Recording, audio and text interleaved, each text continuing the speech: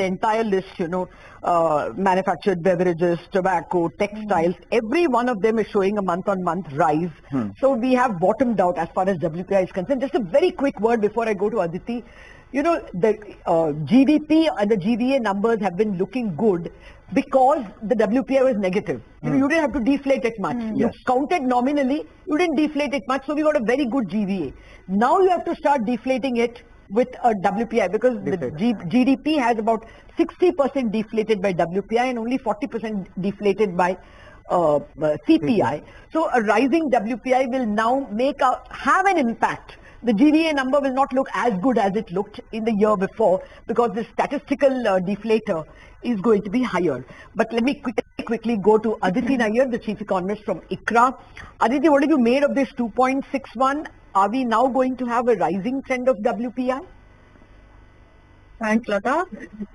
Actually our number was a little bit higher. We were expecting the WPI to come in closer to 2.9%. So I suspect some of the commodities, the base has caught up, but the actual month-on-month rise may not have been fully factored into the initial numbers, which is something that we see quite often with the WPI. There is a lag with which we see the transition that is happening.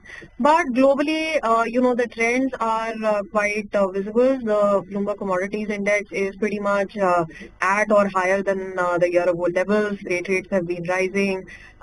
Domestically, food inflation is showing a little bit of a mixed trend while the monsoon has started off early, but it's scorching hot in the north, and that is definitely something that will have an impact on the vegetable prices.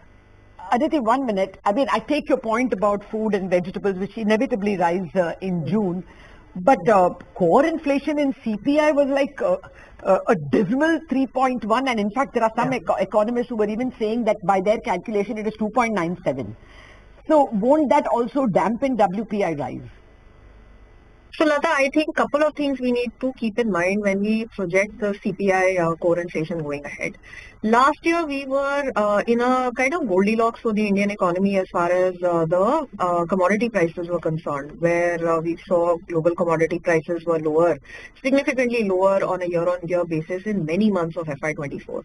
And that is something that helped to keep the prices of final output in check in India.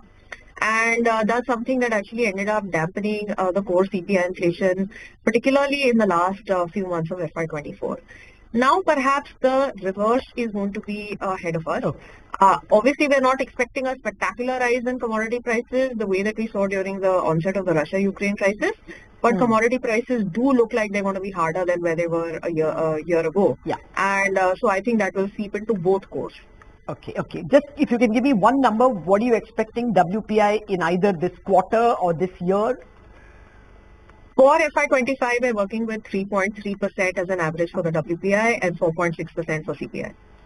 Okay. We'll leave it at that. Aditi, thank you very much indeed for joining us with your quick take on the WPI numbers. Slightly higher than expected, but it could get a little higher. As Aditi says, this year we may average closer to 4%, between 3.5% and 4%. It will have a minor impact on GDP also. That's very important to remember. It doesn't have a much impact